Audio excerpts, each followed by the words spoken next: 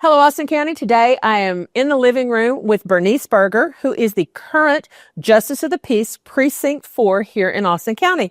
Thank you for being with us today. Thank you for having me. All right. Well, we'll just kind of jump right in. Tell us a little bit about yourself.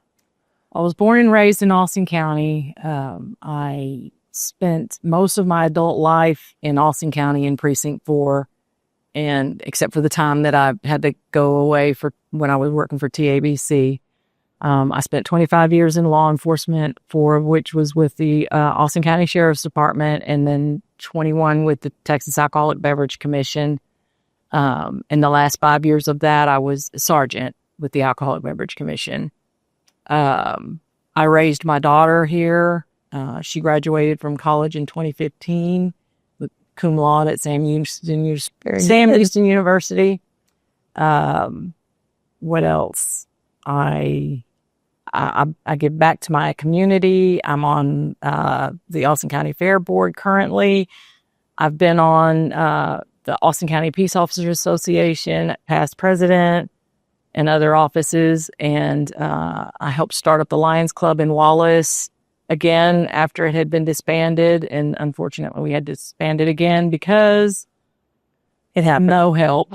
Right. And I was on the RAP board for several years, and I'm a mentor for school, Brazos High School and Sealy High School, actually any schools in those districts, to mentor students. We know a little bit about RAP, and of course, anybody who's ever watched this knows I was a teacher for umpteen years. Yeah, so you know. And so, yes, and mentors, God love you, we need them desperately. So that's it can be a challenge, but it was. Yes, it can. You know, don't have a student this year, but I've had several in the past, and it's good to see their progress. Yeah, you know, it is. It's rewarding when they come back. They and say, work thank so you. hard. Yeah, and so yeah, I'm proud of the ones that I mentored because they work. I didn't do anything. They worked their tails off to get it done. So good. Well, thank you for doing that. No problem. All right. So you are the current Justice of the Peace. What is driving you to continue to run for re-election? Well, I thought with my age, I may be ready to retire by now, but I'm not. I'm in good health again. And I've got the energy. I've got the want and the desire to do it. And I enjoy it. And like I said, I've been doing it for 11 years plus, and I'm not ready to stop. Yeah, I enjoy helping people, and I've met a lot of good people through this process. I'm saying the desire to help people that's a driving factor and really in most everything. All right. So since you've done it, you said you were a police officer, so I know that was part of it, but what other experience besides just your years of being a JP do you think really are a bonus to you? Well, at TABC, the last 5 years, I was a sergeant on an outpost. And on an outpost, the sergeant does things like settle cases, administrative cases that are made against bars and stuff. And so that gave me the experience to look at things all different ways. And even the cases that we made as the sergeant, I mean, I had to make the planning. I had to do the everything that it involved, undercover operations, minor sting operations, all of that. So I think that helped me a lot, especially when I first took this job. Now, of course, I've got more experience, and trust me, I've made mistakes, but I never make the same mistake twice. Yeah. And that's a sign of somebody who yeah, I'm that way too. Okay. So here's the thing. Everybody always says, oh, well, here's the law. And, somebody comes into your courtroom and they're crying, how do you balance that, the compassion with I'm sorry, this is the way it is? Well, yes, people come into my courtroom a lot, and criminally, the law is very specific. If they're found guilty, these are the limits on their fines or things like that. No jail time, anything like that.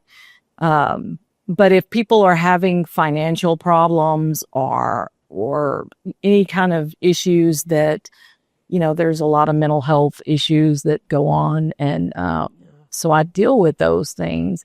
And, I work with people if they come in and, you know, they say it's a jury trial. I have a jury trial next week. If it's a jury trial and the jury finds them guilty and they're like, I don't have the money for this, well, I'll work with them. I'll give them a payment plan. There's so many different things that I can do for them that isn't going to be devastating to their pocketbook or hopefully to their mental health. If they have mental health issues, then I try to get them some help on that side of it. So it's not just throw the book at them. It's all about helping them. These are Class C misdemeanors. These are not devastating. These aren't murders. Yeah. These are Class C misdemeanors. And we've all not me done that. I mean, me included. I mean, did you look up my record? I come by a heavy foot, honestly. I have slowed myself down since I've since I've gotten older, but you know, when I was younger, the Austin County cops didn't hear that, did you? You know, they know. I don't have a heavy foot. Anyway, not in the last 20 or so years, but before that, we all grow up, though. You know. All right. So this kind of question kind of goes with it. So you talked about the mental health and whatever. What do you do if the emotions run high? Like you get somebody in there that decides to just really lose it. Either they're crying or they're cussing and fussing. You know, I don't want to pay that fine. I've had that day. Sometimes I handle it well, sometimes not so well. It depends on the what's going on, what's being said, and things like that. And I'll tell them I'm going to need you to take it down a notch or 10. Take a breath. Right. Because, you know, but I don't, and I have lost my temper in the courtroom when people have been exceedingly demanding and rude and not listening. And, you know, because, you know, I can tell them all day long on the bench, you need to sit down, you need to be quiet, it's not your turn to speak or whatever. And these are mostly in civil cases. And they just wouldn't listen. Right. And I ran them out of my courtroom. Well, and you have to.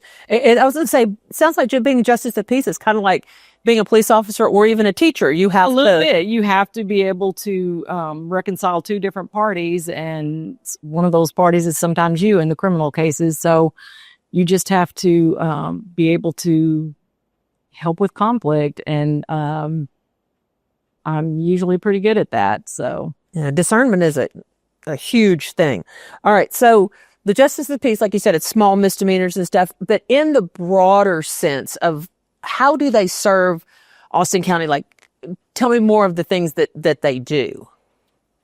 What do you mean? Well, like, what the justice of the peace the justice does. of the peace. Yeah, not you. I'm sorry, the justice of the peace. We hear civil matters. Civil matters include things like debt claims, small claims, evictions. And we hear cases up to $20,000. Okay. And those are some that there are high emotions on both parties sometimes. And that gets a little sticky sometimes. And in evictions and other small claims and cases like that, it's a lot of times families. Okay. And those are very difficult to maneuver because you're dealing with families. And I'll always tell them, look, I have a wonderful family. We've had our disagreements, but we always work them out. Right. And I really hate to see families that have come to this. And, but I have to hear the cases and I have to weigh all the evidence and decide. And always there's going to be one party that's not happy. Right. Very rarely are you going to make everybody happy. And that's just, that's the job. That's part of it. But we also, we have inquests that we have to go out on if somebody dies other than in the hospital or under a doctor's care or hospice. We have to go out for an inquest and determine cause and manner of death and things like that. And that's not always that's not the fun part of the job for sure. And anything from accidents to suicides to murders. I've had all of them, I think. But yeah, and my very first year alone, I had 6 suicides. That's heartbreaking. It is very heartbreaking. It is very hard, especially when they're young. Yeah. And the motor vehicle accidents, the ones on I-10 recently have been devastating. Once again, lead feet. You just, when you go to an accident scene and you see the bodies and you can't even tell whether they're human or not, No. you know it was bad. Yeah. No. Well, I was going to say, backing up from the... Sorry. No, but I mean, you know, a lot of all people part don't of it. know. I was going to say, a lot of people don't know exactly what the justice of the peace does. Yeah. You know, you hear about it, and you always say, well, we're going to go get married to the JP, but you don't know all the other things. Right. And, so, And that's something that a JP can do Yeah. as well as marry people. There was something else when you said that I thought about, issue warrants and things like that. I was going to say, I was told that it was kind of like the justice of the peace court is kind of like the people's court. This is where you come without lawyers and whatever. You come, basically, you and me, we have a disagreement and we're going to come to you to settle it. Absolutely. Yeah. Okay. And it is the people's court. You're right. I also have magistration duties every 4 weeks. So I have to go up to the jail, and anybody who is arrested on that weekend, I have to magistrate and set their bond and things like that. So it's not a small job. This is a multifaceted thing. It is. Wow. I love interviewing people because I learn so much, you know? Okay. All right. So here's the thing. I know that things change, laws change, statutes change, things like that. How do you keep up with that? We have to go to a 20-hour continuing education class every year. Okay. And the training center that we use is really good about keeping us updated. If we have questions, all we have to do is ask. Okay.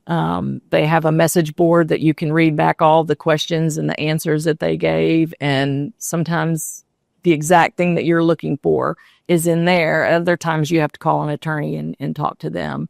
So that's basically the way we do it. And the laws only change every 2 years. So they update us really well on all the laws. As a matter of fact, I think I'm going in March to my JP school, the end of March, to Round Rock. So, wow. Well, you never quit learning, do you? You never quit learning. School's never out. All right. In the classroom, listen to me, courtroom. See, you can tell teacher. In the courtroom, a lot of people, their big thing is transparency and accuracy and how do I get the information? How does that play into what you do? I'm sorry. No, basically, a lot of people are, their thing is, well, they did that. How do I find out why they ruled that way or what the ruling was? Stuff like that. Like, how do you? Oh, got you. Well, we keep our records. Like, whenever we have criminal court, everything that goes on. Say we have show cause hearings.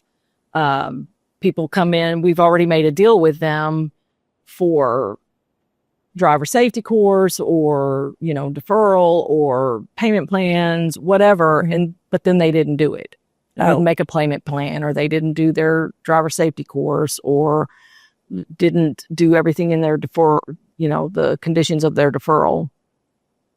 I call them back in and we talk about it, and they tell me why, and I'll usually give them another chance. Sometimes it just depends on the situation and the circumstance. I can't say definitely this is the way it's always going to go, but on our part, we keep good records.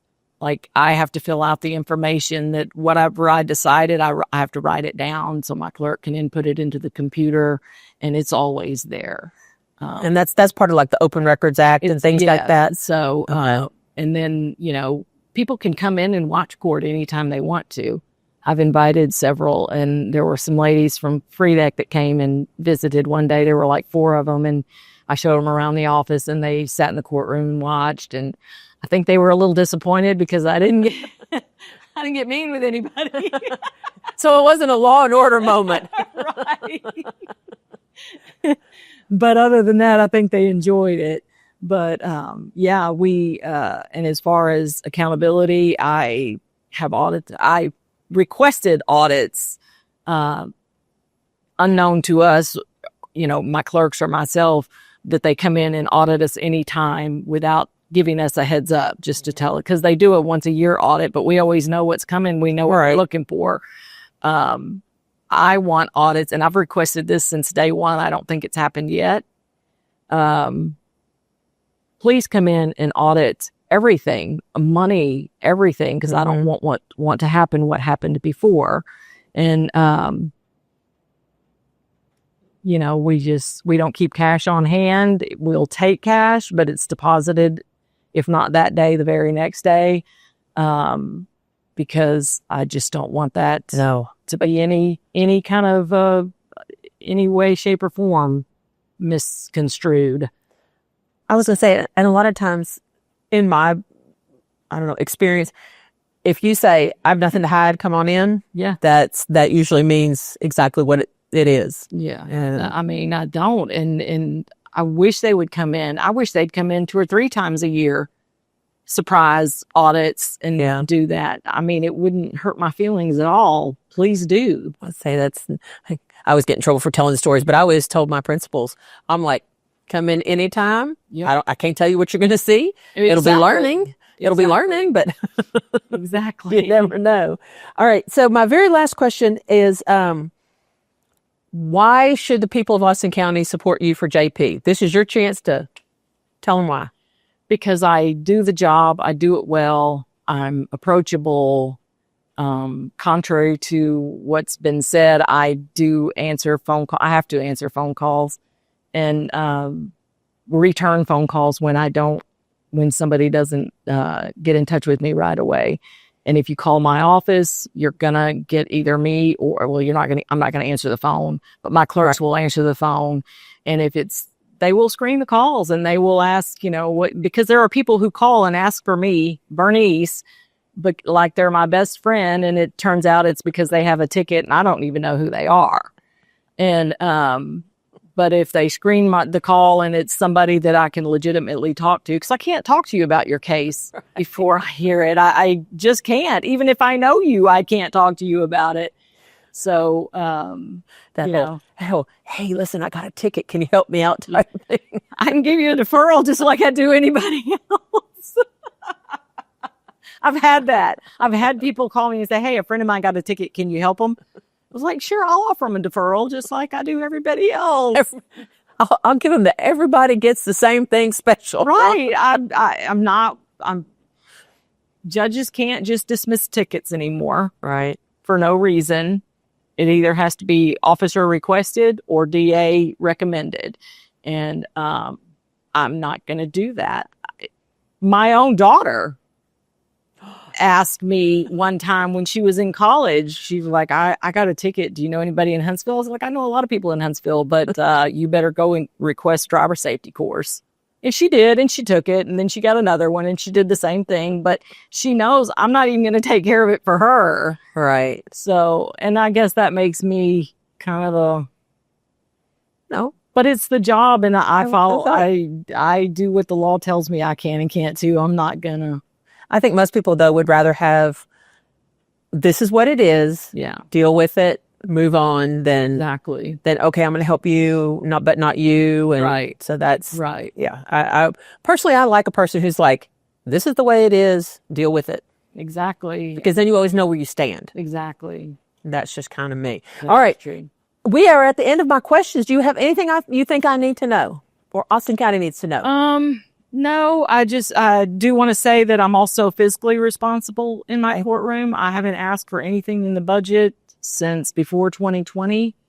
And before that I was asking because I seriously needed stuff, but since then I haven't asked for anything. Because I know money's tight and we went through some very lean years during 2020 up until about 2022, 23, where we started picking up again.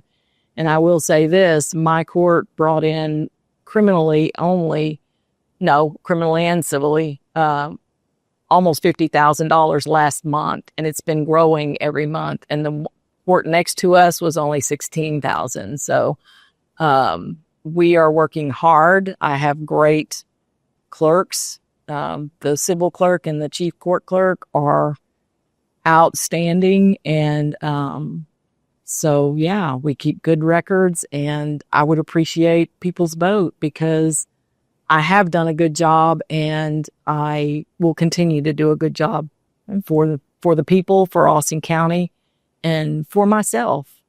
I have to be able to look in the mirror every day. I can't. Yeah. And that's, it sounds terrible. That's the biggest judge, is the person looking back at you in the mirror. Yep. So, all right. Well, thank you for being with us, and I hope you'll come back. And I'd love to. I love your studio. It's well, nice. thank you. Thank you. We kind of like it too. All right. So once again, and all her information will be linked down at the bottom. We'll have website, contact information, things like that for your campaign. And people will be able to get in touch with you if they need it. And, if they have questions, they can call your court and ask. There you go. All right. And once again, I'm with Bernice Burger. She is the incumbent running for Justice of the Peace Precinct 4. So Bernice, thank you again. Thank you. All right, Austin County, until next time, you guys keep smiling.